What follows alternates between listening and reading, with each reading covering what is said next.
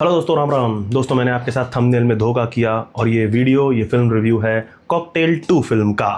नहीं नहीं, ऐसा कुछ नहीं है। देखो दोस्तों, क्या है ना कि मैं ना सुअर का गू खुद खाना पसंद करता हूँ, ना फिर अपने व्यूअर्स को ऐसा खाने की सलाह देता हूँ।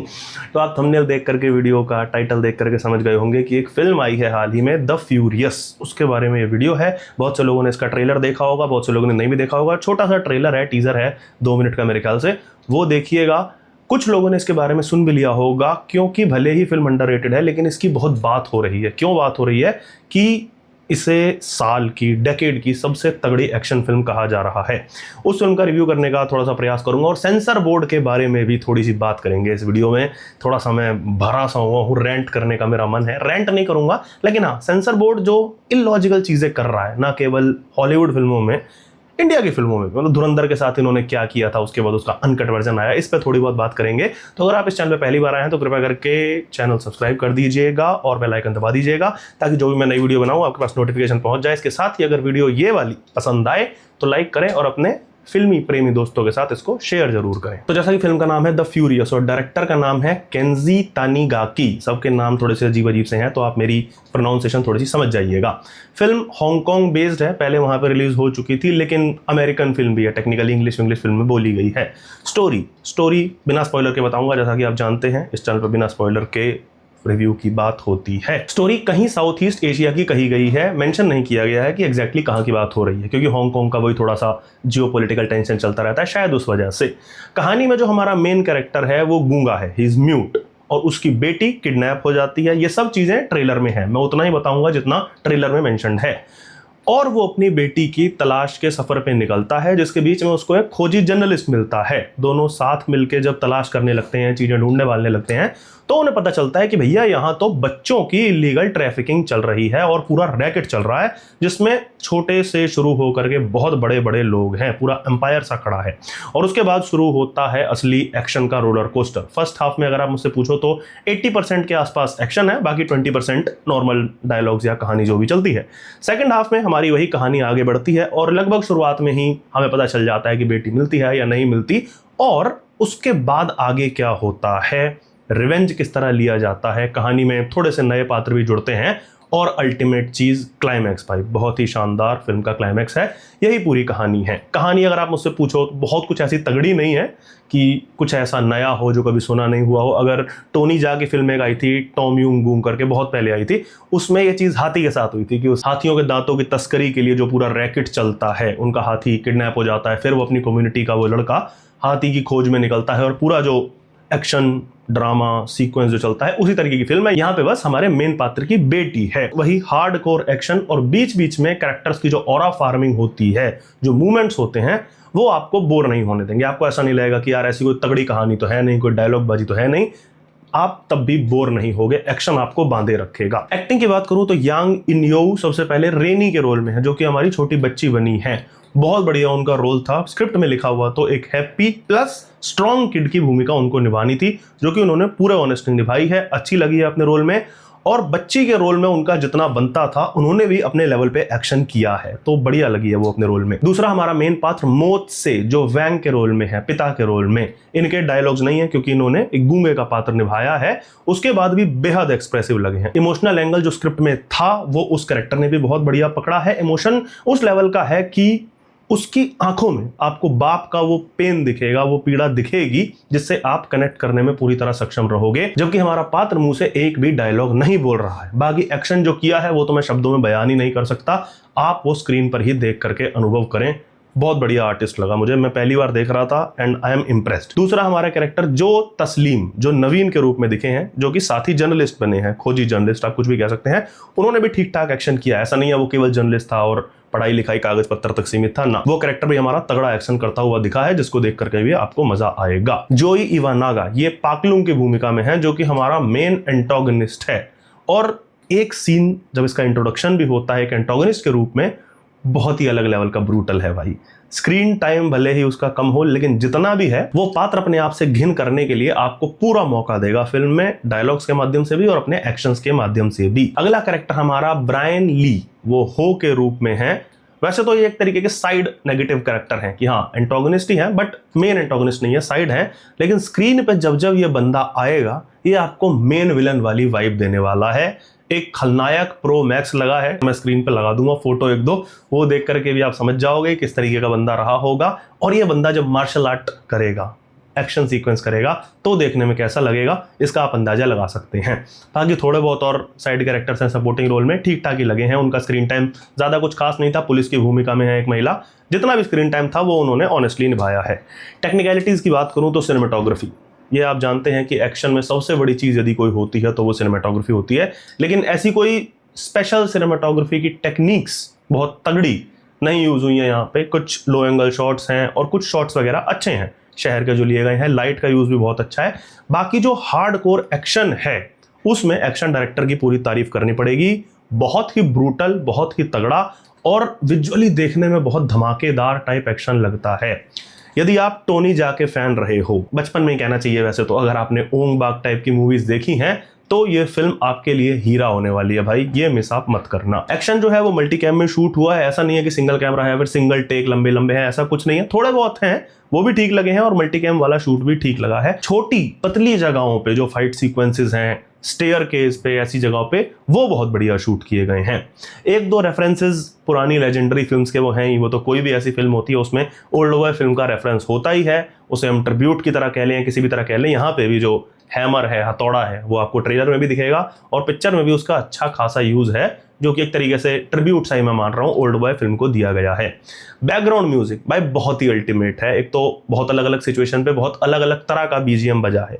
एक नेगेटिव कैरेक्टर है हमारा, जैसा कि मैंने बताया कि साइड नेगेटिव है, लेकिन उसका बीजीएम फाइट सीक्वेंस में बहुत ही हार्डकोर एक वो 90s वाली वाइब आपको दे देगा। पुरानी फिल्में चाहे हम टोनी जा के देखते थे या ब्रूस ली की देखते थे, उस तरीके का बीजीएम आपको वाइब देगा। सस्पेंसफुल बीजीएम भी बहुत शानदार है, कई कई जगह पे है, क्योंकि हमारी स्टोरी जो है जैसा कि मैंने कहा वो बहुत कुछ अनोखी नहीं है, तगड़ी नहीं है, कोई डायलॉग बॉजी नहीं है बहुत तगड़ी, लेकिन केवल एक्शन और बैकग्राउंड म्यूजिक फिल्म में इस लेवल की जान डाल रहा है कि वो आपको बांधे रखेगा और आपको सीट पे चिपकाए रखने में बीजीएम और उसके साथ एक्शन भी पूरी तरह सक्सेसफुल रहा है।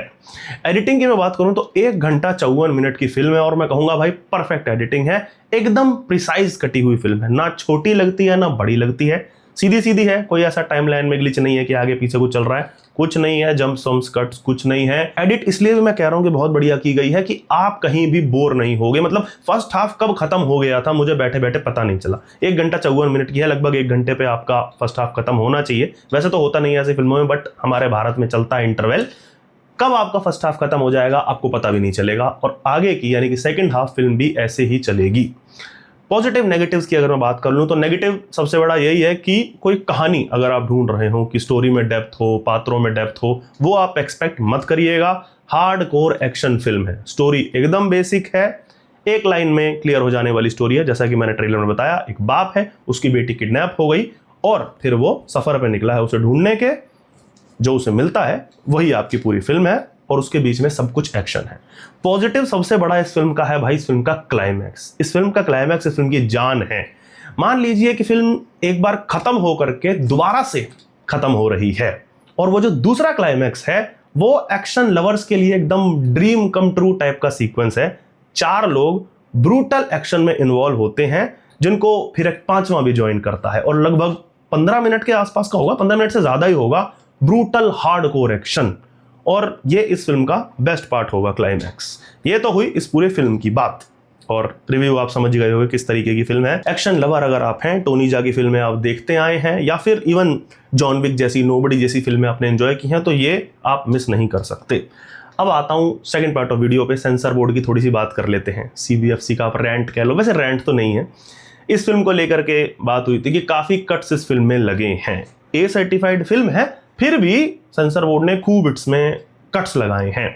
अब इसमें पूरा पॉइंट ये है कि क्या चल रहा है हमारे देश के सेंसर बोर्ड में। ऐसा नहीं है कि लोग कह देते हैं इस सरकार में ऐसा हुआ, ना ना ना, ये सेंसर बोर्ड हमारा शुरू से ऐसा रहा है कि ये लॉजिकली काम करने की जगह मतलब अपने ही मन से अपनी ही टुन में रह करके काम करता है। और लगता है कि इस देश के सेंसर बोर्ड का फ्यूज पूरी तरीके से उड़ चुका है और वो धीरे धीरे बड़ा ही हो रहा है। सबसे पहले पे समझ लीजिए कि भाई रिलीज के लिए हमारे देश में 4 तरीके की कैटेगरी चलती है। जो भी फिल्म रिलीज होती है, एक U कैटेगरी, एक U13+, एक U16+, और एक A।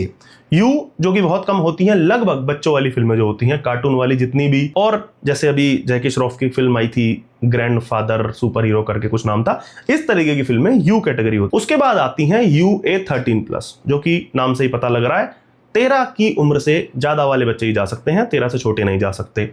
फिर आती है UA16+, 16 की उम्र से ज्यादा वाले जा सकते हैं, वो भी शायद पता नहीं पेरेंट्स के साथ जा सकते हैं या बिना, कुल मिला के ये एज है। इसकी हम बात नहीं करते, हम मेन बात करेंगे ए कैटेगरी की, यानी कि एडल्ट कैटेगरी की। अब पता नहीं भाई CBFC दिमाग से पैदल है या इन्हें ये कैटेगरी समझ में ही नहीं आती है, एकदम इलॉजिकल सर्टिफिकेशन इस देश में चलता है। हॉलीवुड की बात कर लो, बॉलीवुड की बात कर लो, धुरंधर हो, ऑब्सेशन हो, अब ये फ्यूरियस, ये सब ए रेटेड फिल्म है। मतलब थिएटर में बैठे हुए सब लोग एडल्ट होंगे, वयस्क होंगे, तो भाई फिल्म में काटा काटी आप क्यों कर रहे हो? यदि आप उसे ए सर्टिफिकेट दे रहे हो, मतलब एडल्ट ही अंदर जा सकते हैं, जिनको मैं मान के चल रहा हूं कि एडल्ट जो होते हैं उन्हें अपना अच्छा बुरा सही गलत समझ आना चाहिए। खून खराबा देख करके स्क्रीन पे बाहर आकर के समाज में, देश में खून खराबा नहीं करना होता। यदि इतनी छोटी सी बात किसी को समझ नहीं आ रही है तो वो एडल्ट कहलाने लायक नहीं है। उसका सरेंडर करवा लो उससे, उसका वोटर ID, लाइसेंस वाइसेंस सब। भाई ऐसा इंसान तो फिर गाड़ी चलाने के लायक भी नहीं है, जिसको ये चीज समझ नहीं आती कि पर्दे पे जो चल रहा है वो एक फिल्म है, वो एक फिक्शन है। सेंसर को थोड़ा और मैच्योर होने की जरूरत है, वरना मतलब सिनेमा बर्बाद हो जाएगा। अब सोचिए कितना इलॉजिकल है कि धुरंधर को, चाहे पार्ट 1 था चाहे पार्ट 2 था, अच्छे खासे उसमें कट्स लगाए गए कि भाई रहमान डकैत जब पत्थर मार रहा है तो वो थोड़ा सा काट दिया, या उसका भाई जो था वो जब अरशद पप्पू की गर्दन काट रहा है उसको हटा दिया, ठीक है भाई हटा दिया, गाली गलौच आपने बीप कर दी, ठीक है। थिएटर में ये सब काम किया जहां पे सारे एडल्ट बैठे हैं, ए रेटेड फिल्म है। उसके बाद OTT पे फिल्म चलती है फुल रॉ एंड अनदेखा। OTT जो कि घर में कोई भी चला सकता है, वैसे तो चलो उस पे भी कोई कह देगा कि माँ बाप का निगाह होनी चाहिए बच्चों पे, आप क्यों चलाने दे रहे हो। पॉइंट ये है कि हम मान लेते हैं फैमिली बैठ करके देख भी रही है ऐसी फिल्म, उसमें बच्चे अच्छे आपके घर में घूम रहे हैं, तो वहां फुल गाली चल रही है, वहां पे फुल खूनम खच्चर चल रहा है, वो देख लो, कोई दिक्कत नहीं है अपने घर में। ये कैसा लॉजिक हुआ भाई?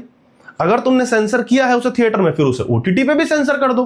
बट OTT पे तुम्हारी पकड़ चलती नहीं है। OTT पे कितना घिनट टाइप का कंटेंट चल रहा है, मतलब खून खराबा नहीं और अश्लीलता प्रो मैक्स वाला, उस पे कोई पकड़ नहीं है। तो ये कैसा लॉजिक हुआ कि थिएटर जहां पे एडल्ट लोग हैं वहां पे पिक्चर सेंसर कर दो, घर में जहां पे सब तरीके के लोग होंगे, बूढ़े बच्चे, वहां पे पिक्चर रॉ एंड अनदेखा चल रहा है। उसी तरह मतलब सेंसर को हमारे को प्रेम और अश्लीलता में अंतर समझ नहीं आता है। शायद आपको याद होगा सुपरमैन फिल्म में 30 सेकंड का किस सीन था, वो इन्होंने काट दिया और उसमें चैट बन गई। भाई मतलब किस कोई नेगेटिव चीज है क्या? कंसेंचुअल किस हो रही है दो एडल्ट्स के बीच में, रेप नहीं है वो, उसको भी काट दो, मजा आ गया।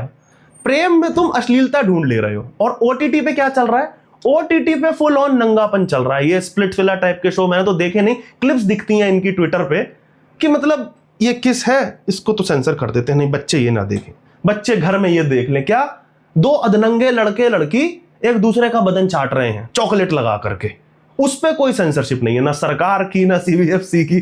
अरे इसे रोको ना। अश्लीलता और प्रेम में अंतर होता है भाई, वो समझ नहीं आ रहा है सेंसर बोर्ड को। जो रोकना है वो खुल्लम खुल्ला चलने दे रहे हो। उल्लू और गुल्लू सीरीज खूब चल रहा है और यहां पे किस सेंसर कर दिया हमने, देखा सुपरमैन को पप्पी लेते हुए नहीं दिखाया। क्या चल रहा है भाई? ये सारी ये टट्टी जो चलती है अश्लीलता की, टीवी पे चलती है, खुलेआम चलती है, कोई रोक नहीं है। सुपरमैन की किस अश्लीलता है, वो जेम्स बॉन्ड में भी शायद एक बार हुआ था, वो भी है। तो आपकी प्रायोरिटीज दिख रही हैं और उससे भी ऊपर आपका लॉजिक दिख रहा है जो आप सेंसरशिप में यूज करते हो। तो ये थोड़ा सा मुझे याद आ गया था क्योंकि इस फिल्म से रिलेटेड था। एक तो पता भी नहीं चल सकता कि क्या काटा क्या नहीं काटा। जैसे ऑब्सेशन फिल्म थी, उसमें हमारी एक्ट्रेस का पात्र आता है, वो दूसरे पात्र को सर पकड़ के वो गाड़ी की स्टीयरिंग पे मारती है, वो ब्रूटल सा सीन था जिसको यहाँ पे काट दिया था। लोग जो विदेश में थे उन्होंने फिर रील डाली, उसकी वीडियोस डाली, तब इंडियंस को पता चला कि भाई ये कटा था। मैं थिएटर में बैठ करके सोच रहा था कि यार ये लड़की बस कांच फोड़ के आई, उसने कांच पे सर मारा और सीट पे बैठी हुई लड़की का मुंह लाल हो गया, खून खून, ये कैसे हुआ? मेरा दोस्त साथ में बैठा था, मैंने उससे पूछा भी कि भाई ये क्या हुआ है। बाद में पता चला कि वो सीन काट दिया गया था। अब ऐसा ही हो सकता है ये फ्यूरियस में भी कुछ सीन्स काट दिए गए हो, मुझे पता ही ना चला हो। आएगी OTT पे या जिस भी तरह डिजिटली तब देखूंगा। भाई ये क्या चलता है हमारे सेंसर बोर्ड का? खून खच्चर काट के खुश हो जा रहे हैं, 2 सेकंड का वो सीन काट दे रहे हैं कि अरशद पप्पू की गर्दन काट दी। अरे भाई कुछ बड़ी चीज नहीं है, असल में क्राइम रोकना होता है देश में। पर ठीक है, चलने दे, उस पर भी अलग तरीके की डिबेट आ जाती है कि ऐसे देख के मन पे ऐसे प्रभाव पड़ते हैं, ये होता है वो होता है। भाई देखो सीधी सी बात है, अगर किसी के मन पे फिक्शन देख करके ऐसा प्रभाव पड़ रहा है ना, तो आपकी थोड़ी सी प्रॉब्लम है। आप फिक्शन से अगर इन्फ्लुएंस हो जा रहे हो और बाहर चल के इंसान को मार दे रहे हो, तो वही है ना, फिर तो अपने आप को अडल्ट मत कहो। आप में और किसी 12 साल के 16 साल के बच्चे में क्या अंतर रह गया, जो किसी सिगरेट पीते हुए आदमी को देख करके इन्फ्लुएंस हो रहा है, अरे ये अच्छा लग रहा है पीता हुआ, मैं भी पीऊंगा। ऐसा नहीं होता। पर ठीक है, सेंसर पे किसी और दिन बात करेंगे, रेंट करूंगा, जो भी है, इस पे लंबा डिस्कशन हो सकता है। अभी आपसे यही कहूंगा कि फ्यूरियस फिल्म, अगर आप एक्शन पसंद करते हैं तो देख करके आइए, मजा आएगा आपको, और पैसा वसूल टाइप की फिल्म है।